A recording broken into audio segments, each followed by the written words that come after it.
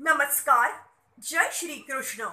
Divulging text 29 and text 30 of chapter 6 Jnana Yoga of Srimad Bhagavad Gita. Text 29. Sarvabhutastha matamanam sarvabhutani chatamani ikshate yoga yuktatma sarvatra samadarshanaha. A true yogi observes me in all beings and also sees every being in me. Indeed, the self-realized person sees me, the same Supreme Lord, everywhere.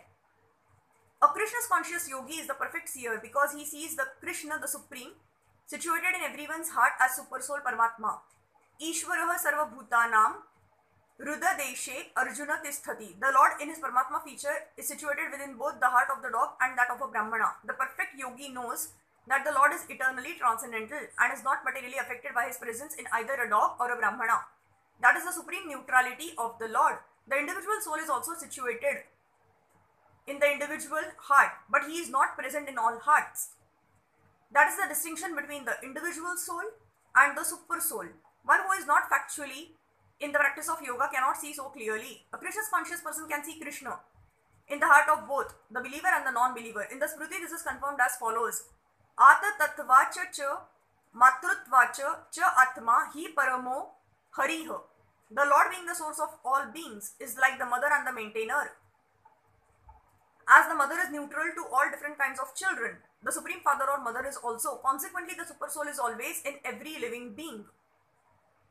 Outwardly also, every living being is situated in the energy of the Lord. As will be explained in the 7th chapter, the Lord has primarily two energies: the spiritual or superior and the material or inferior. The living entity, although part of the superior energy, is conditioned by the inferior energy. The living entity is always in the Lord's energy. Every living entity is situated in him in one way or another. The yogi sees equally because he sees that all living entities, although in different situations according to the results of fruitive work, in all circumstances remain the servants of God. While in the material energy, the living entity serves the material senses, and while in the spiritual energy, he serves the Supreme Lord directly. In either case, the living entity is the servant of God. This vision of equality is perfect in a person in Krishna's consciousness. Text 30. Yo mama pashayati sarvatra sarvam cha mai pashayati tasyaham na pranashayami sa cha me na pranashayati. For one who sees me everywhere and sees everything in me, I am never lost, nor is he ever lost to me. A person in Krishna's consciousness certainly sees Lord Krishna everywhere and he sees everything in Krishna. Such a person may appear to see all separate manifestations of the material nature, but in each and every instance he is conscious of Krishna, knowing that everything is a manifestation of Krishna's energy. Nothing can exist without Krishna, and Krishna is the Lord of everything.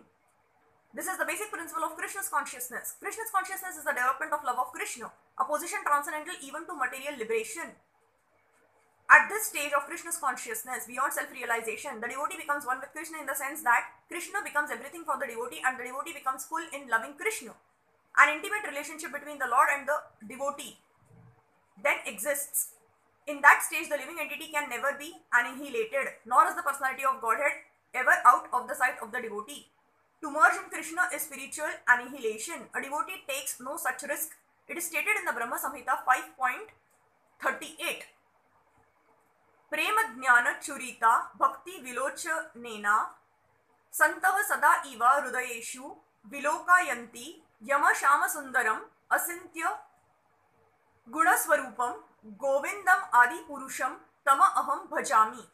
I worship the primeval Lord Govinda, who is seen by the devotees always, whose eyes are anointed with the pulp of love. He is seen in his eternal form as Shyama Sundar, situated within the heart of the devotee. At this stage, Lord Krishna never disappears from the sight of the devotee, nor does the devotee ever lose sight of the Lord. In the case of a yogi who sees the Lord as Paramatma, within the heart the same applies. Such a yogi turns into a pure devotee and cannot bear to live for a moment without seeing the Lord within himself. Thank you.